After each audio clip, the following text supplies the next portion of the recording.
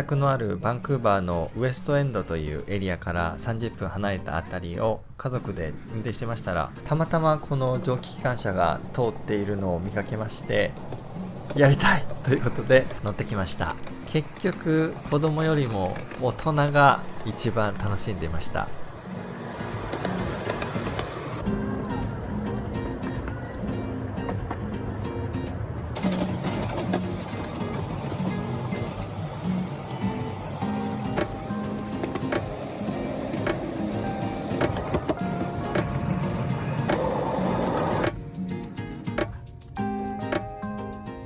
はい、それでは今日も BMW X5 いじっていきたいと思います。はい、最近はもうずっとこのヘッドライトの磨きばっかりしていますが、いつも研磨はうまくいくんです。でもコーティングでつまずくと、特にガラスコーティングが全然うまくいかなくて、続いて保護フィルムを貼ろうということにしました。そしてアメリカからカナダに輸入したので、しばらく時間がかかるのかなと思いましたが、割と早く届きましたので、まずはフィルムを貼る前にヘッドライトの表面の状態ちゃんと準備をしようということで、以前の動画でガラスコーティングに失敗してムラができてしまった表面、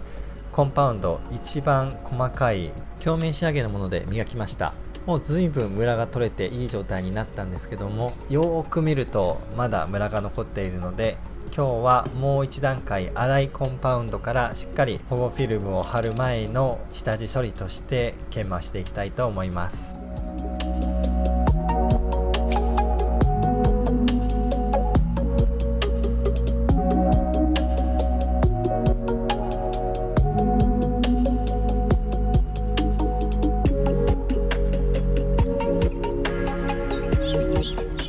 今までの動画でぐるぐる円を描きながらね、手磨きでやっていましたが、ひとつさんから縦横にやった方が仕上がりが綺麗になると教えていただきましたので、実践しております。ありがとうございます。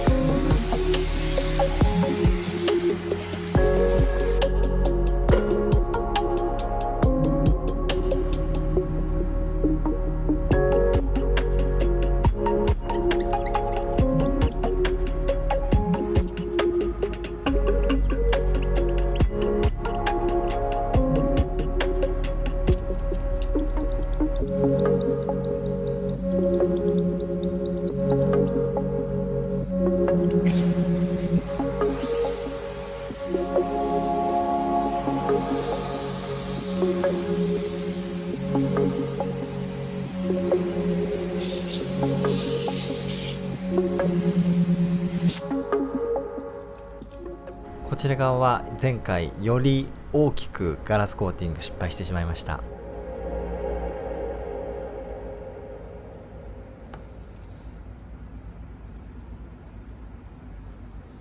ちなみに画面向かって右側、ちょうどロービームが当たる部分、ここはもうドーナツ状に内側から焼けが入ってしまっています。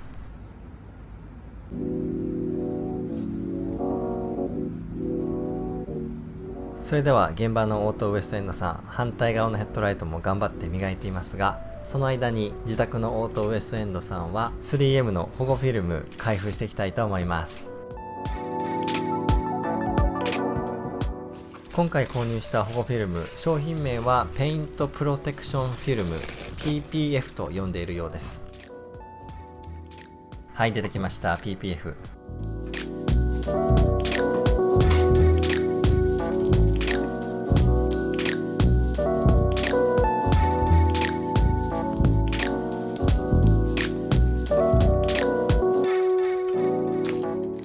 僕フィルム貼るの初めてなので、もうね、右も左も分かってません。このフィルム貼るシリーズは皆さんと一緒にやっていければなと思います。フィルムの大きさは前回までの動画で測りました。多分ヘッドライト2枚分いけるはず。そして値段がカナダドルで50ドルいかないぐらい、日本円で4000円ちょっとというところでしょうか。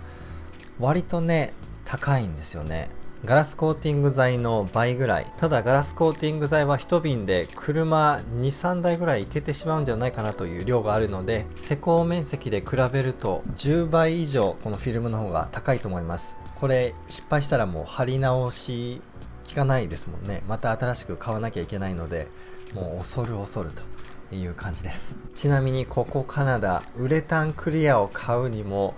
5000円くだらない感じでしたので、それも高いですよね。買う側としては人口の多い国の方が有利だと実感します。はい、映像の方ちょっとね角っこを触っていますが、糊がついているとのことで、やっぱりこんな感じでね指紋がつきます。そして施工に向けて勉強しているんですけども、市販されている多くの PPF はいわゆるカーラッピングの材質とは違うようで、分厚く、そして熱を使わないで濡らして施工するようです。なので一応ヒートガン購入したんですけど、今回もしかしたら登場しないかもしれません。糊が熱と相性が良くなかったり、あとは伸ばしたものを熱を加えてもね元に戻るような素材ではなかったりするようです。ただ施工後に表面に飛び石とかね、そういったもので傷が入ってしまった場合は熱を加えると、その傷が結構目立たなくなるところまで効いてくれる、そういった直し方もできるようです。施工後傷が入った暁には試してみたいと思いますが、このフィルム高いので自ら傷を入れてという実験はねちょっとね怖くてできません。ちなみに僕が勉強させていただいている K チャンネルさんの動画、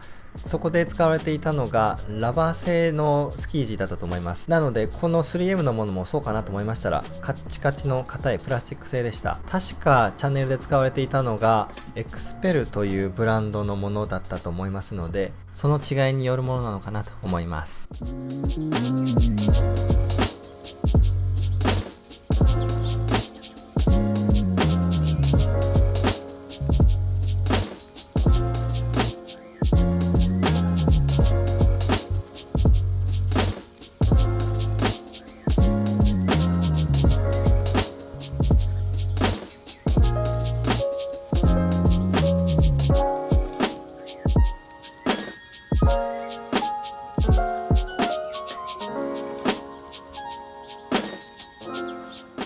それではそれ以外に必要なツール関係をね準備したいと思います。そこまで多くはないようで、食器用洗剤、これは施工するときにね滑りを良くするもの、そして粘着を良くするためのアルコール、そしてフィルムをカットするカッター、こんなね小さいボトルに入れてアルコール吹き付けたいと思います。これだけあれば大丈夫なようです。ドキドキですが、もうヘッドライトのコーティング終わらせて、もうあったかいうちにバンパーの修理に移りたい。それでは現場のオートウエストエンドさんにお返しします。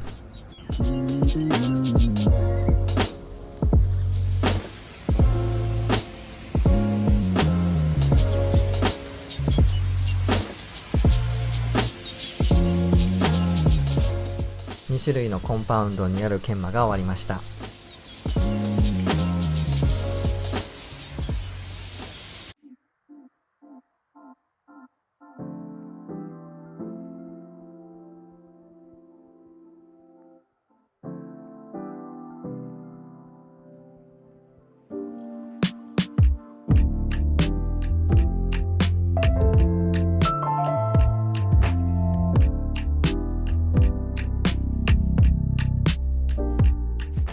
はい、すっきりいい状態まで持っていくことができました。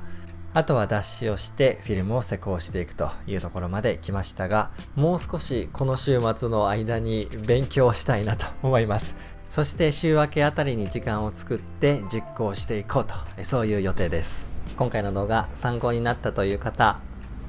というかいつも教えていただいてますけどね、このフィルム関係に関しては、はい、またお願いします。というわけで最後までお付き合いいただきありがとうございました。またお会いしましょう。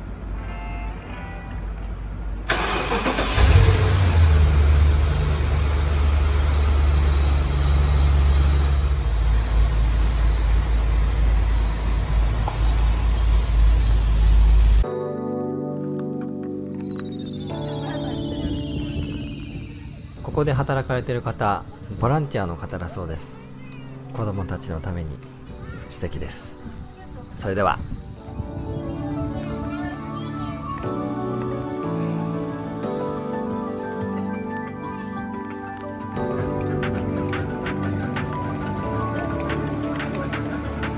ます。